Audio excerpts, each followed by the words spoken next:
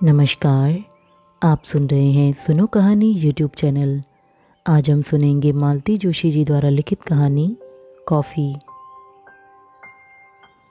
अभी उस दिन एक महफिल में किसी ने कटाक्ष किया, अंग्रेज़ तो चले गए पर दो चीज़ें छोड़ गए, अंग्रेज़ी और कॉफ़ी। अंग्रेजी के बारे में यह फ़िक्रा मैंने बहुत बार सुना था, पर कॉफ़ी भी इसी श्रेणी में आती है यह पता नहीं था। जब से यह पता लगा है मैं अपराध बोध से ग्रसित हूँ, क्योंकि मैं कॉफ़ी और सिर्फ कॉफ़ी पीती हूँ। पर यकीन मानिए यह मेरे लिए अंग्रेज़ों की देन नहीं है, बल्कि शुद्ध गांधीवादी विरासत है। हुआ यूं कि मेरे गांधीवादी पिता चाय के घोर विरोधी थे। घर में चाय सिर्फ माँ के लिए बनती थी। यह बात और है कि माँ हम सबके हिस्से की चाय पीती पिलाती थी, और शुद्ध गांधीवादी होने के कारण मेरे पिता उनका विरोध भी नहीं कर पाते थे। उनका जोर सिर्फ हम बच्चों पर चलता था। हम 6-7 भाई बहन थे और सब के सब दूध पीते थे। यह उस समय की बात है जब दूध रुपए का 10 सेर मिलता था। अब यह न पूछिए कि इस कॉफ़ी के लिए मुझे क्या क्या नहीं झेलना पड़ा है। जब शादी हुई तो पतिदेव ने चाय की दीक्षा देनी चाहिए।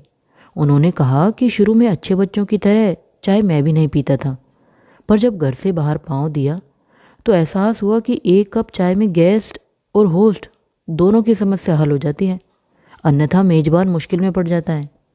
दूध हर वक्त उपलब्ध होता नहीं, और कॉफ़ी तो उस वक्त दुर्लभ ही थी।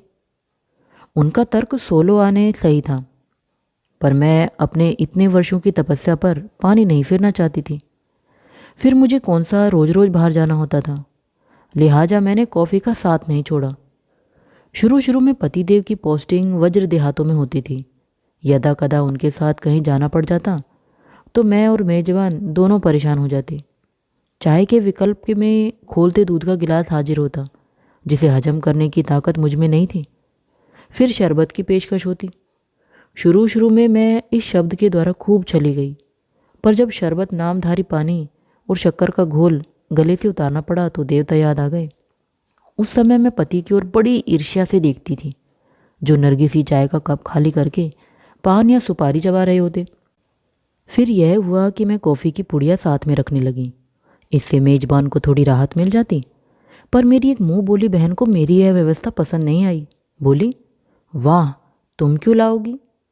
क्या हम तुम्हारे लिए इतना भी नहीं कर सकते? लिहाजा वे मेरे लिए पोल्सन कॉफ़ी की एक छोटी डिबिया ले आई। गनीमत यह थी कि वे टिकिया नहीं लाई, जिसका स्वाद जले हुए गरम मसाले जैसा होता था। एक दिन मैं अपनी उन्हीं मुंह बोली बहन के घर बैठी हुई थी। बड़े प्रेम से उन्होंने कॉफ़ी बनाई। उसी तत्परता से मैंने पीनी भी चाहिए, पर अजीब कसैला स्वाद था। सभ्यता का तकाजा था, इसलिए मैं किसी तरह घूंट भरती रही। पर मेरे 6 वर्षीय बेटे ने बुरा सा मुंह बनाकर प्याला परे सरका दिया। मैं उसे डांटने लगी तो उसकी मौसी बोली, रहने दो, हो सकता है डिबिया रखे रखे खराब हो गई हो, तुम जल्दी जल्दी आती भी तो नहीं। उनका उलाहना ठीक था। मैं साल 6 महीने में एक आध बार ही जा पाती थी, तभी वह डिबिया खुलती थी। कॉफ़ी का महंगा शौक उनके बस का नहीं था। बहुत कड़ा जी करके उन्होंने वह कॉफ़ी खरीदी थी और उसे जतन से 2 साल तक चलाया भी था। उस बात को सोचकर आज भी मैं शर्म से भर उठती हूँ। उसके बाद फिर नेस्कफ़े का ज़माना आया। पहले टीन के डब्बों में आती थी, फिर शीशियाँ चल पड़ी, अब तो कागज़ के रिफ़िल निकल गए हैं। यह किस्सा डिब्बे वालों ज़माने का था। एक संभ्रांत महिला के यहाँ जाने का सुयोग हुआ। बड़े एहतराम के साथ उन्होंने भारी भरकम नाश्ता कराया। बाद में कॉफ़ी आई। कप प्लेट बहुत ही सुंदर थी, पर कॉफ़ी बड़ी बेतुकी लग रही थी। सभ्यता के तगाजे ने मेरा मुंह बंद कर रखा था। एक घूंट भरकर भी खुद ही बोली, ज़्यादा बुरी तो नहीं लग रही है ने? वो क्या हुआ कि बरसात के कारण डब्बा सील गया है। मैं तो क्या करती हूँ कि दूध पानी का मिक्सचर खोलाकर डब्बे में ही डाल देती हूँ। अब इतनी महंगी चीज़ फेंकी भी तो नहीं जा सकती। उनकी व्यवहारिकता पर मैं मुग्ध हो गई, पर वे अपनी चतुराई मुझे नहीं बताती तो ठीक था। लगा कि सब खाया पिया यहीं बाहर निकल आएगा। एक और अनुभव जो नया भी है और सुखद भी। उन दिनों हम लोग जिले के सदर मुकाम में ही रहते थे। एक दिन कॉलोनी में किसी के यहाँ निमंत्रण आया था। वहाँ से लौटी तो रसोइये ने ही झट से पूछ लिया, उत्ते काका बनो हतो? मुझे बड़ा आश्चर्य हुआ। भला इसे यह सब जानने की क्या पड़ी? फिर भी बताना तो पड़ा ही।